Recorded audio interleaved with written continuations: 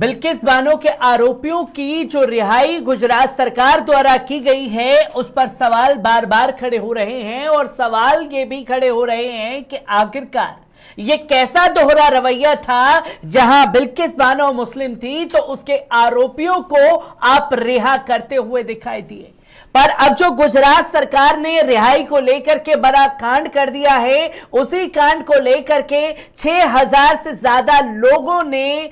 खासतौर पर सीजीआई रमन्ना को खुला खत लिख दिया है और यह मांग की है कि इन आरोपियों की रिहाई रद्द होनी चाहिए। तो वहीं लगातार विपक्ष पार्टियां भी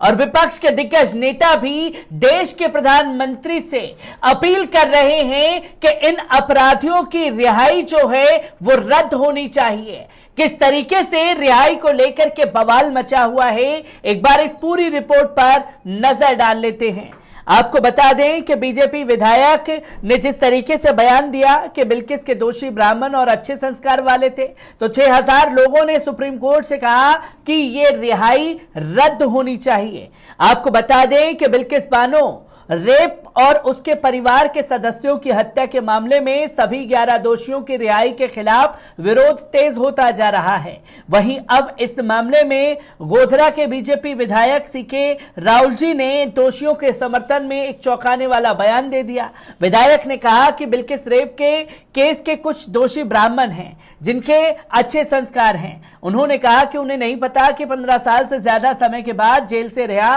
किए गए दोषी अपराध में शामिल थे या नहीं। सीके जी राहुल जी ने दोषियों की सजा माफ करने वाली सरकार समिति के हिस्सा थे। विधायक के बयान के बाद लगातार देश में बवाल मचा हुआ है, जहां तमाम देश के बुद्धिजीवियों ने रिहाई का फैसला रद्द करने की अपील की है, जिसमें बिल्किस बानो मामले में जेल से बाहर आए सभी दोषियों की रिहाई रद्द करने के लिए 6000 से अधिक लोगों ने सुप्रीम कोर्ट से मांग की है। एक संयुक्त बयान में कहा गया है कि सामूहिक बलात्कार और हत्या के दोषी 11 लोगों की सजा माफ करने से उन हर बलात्कार पीड़िता पर निराशाजनक प्रभाव पड़ेगा जिन्हें न्याय व्यवस्था पर भरोसा करने, न्याय की मांग करने और विश्वास करने के लिए कहा जाता है। सुप्रीम कोर्ट से कहा गया है कि हम मांग करते हैं कि न्यायालय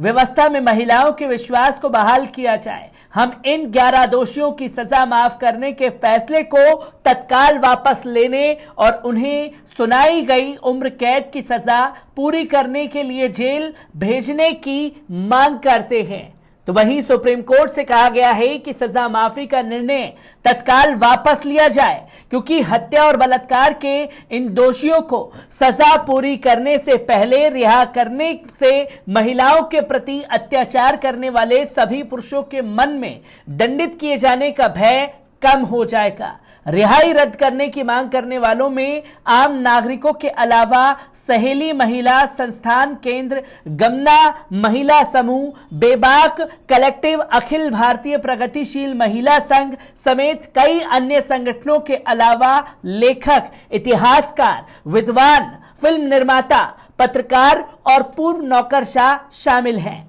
सामूहिक बयान में कहा गया है कि यह शर्म की बात है कि जिस दिन हमें अपनी आजादी का जश्न मनाना चाहिए और अपनी आजादी पर गर्व होना चाहिए, उस दिन भारत की महिलाओं ने राज्य की उदारता पर सामूहिक बलात्कार और सामूहिक हत्यारों को आजाद होते हुए देखा। इसमें आगे कहा गया कि इस तरह की सजाओं से दोषियों को छूट न केवल अनैतिक मिलेगी, बल्कि ये गुजरात की अपनी मौजूदा छूट नीति और केंद्र सरकार द्वारा राज्यों को जारी दिशा निर्देशों का भी उल्लंघन है,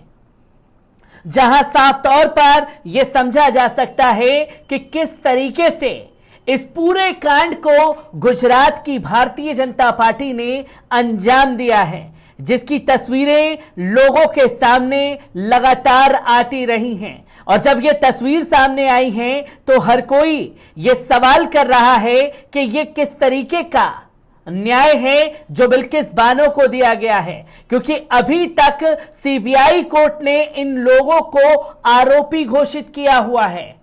और जब आरोपी इन लोगों को घोषित सीबीआई कोर्ट कर चुकी है तो कैसे राज्य सरकार यह फैसला ले सकती है? जिसके बाद तमाम लोग ये सवाल कर रहे हैं और देश के प्रधानमंत्री से भी अपील कर रहे हैं कि ये जो रिहाई हुई है इसे रद्द किया जाना चाहिए। आपको बता दें कि तेलंगाना के मंत्री केटी रामाराव ने 2002 के दंगों के दौरान बिल्किस बानो सामूहिक बलात्कार और उसके परिजनों की हत्या के मामले में 11 दोषियों को रिहा करने के गुजरात सरकार के फैसले को रद्द करने के लिए बुधवार को प्रधानमंत्री नरेंद्र मोदी जी से पत्र लिख करके हस्तक्षेप करने की मांग की है। राम माधव ने कहा कि माननीय प्रधानमंत्री श्री नरेंद्र मोदी जी, आपने महिलाओं के सम्मान के बारे में जो कहा था, अगर आपका वास्तव में वही मतलब था तो आपसे आग्रह है कि आप हस्तक्षेप करें और 11 बलात्कारियों को रिहा करने के गुजरात सरकार के आदेश को रद्द करें। उन्होंने कहा कि इसे हल्के ढंग में लेना निराशाजनक है और गृह मंत्रालय के आदेश के खिलाफ है। आपको राष्ट्र को दूरदर्शिता दिखाने की जरूरत है। मामले में आजीवन कारावास के सभी 11 दोषियों को गुजरात में लागू रिहाई की नीति के तहत छोड़ा गया था। सभी आरोपियों की 2018 के दोष सिद्धि हुई थी। तेलंगाना के उद्योग और सूचना प्रौद्योगिकी मंत्री ने प्रधानमंत्री से भारतीय दंड संहिता यानी कि आईपीसी और दंड प्रक्रिया संहिता यानी कि सीआरपीसी में आवश्यक संशोधन करने को भी कहा ताकि बलात्कार के दोषी किसी भी व्यक्ति को न्यायपालिका के माध्यम से जमानत नहीं मिल सके। उन्होंने कहा, मैं आपसे आईपीसी और सीआरपीसी में आवश्यक संशोधन करने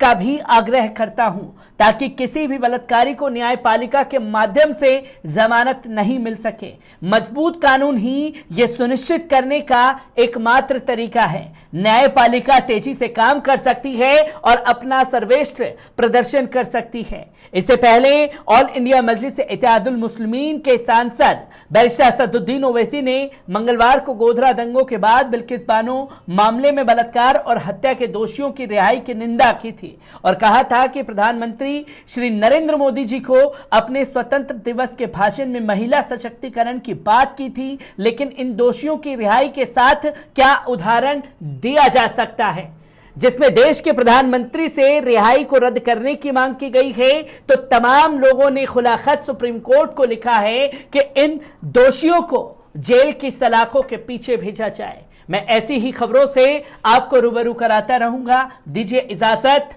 शुक्रिया।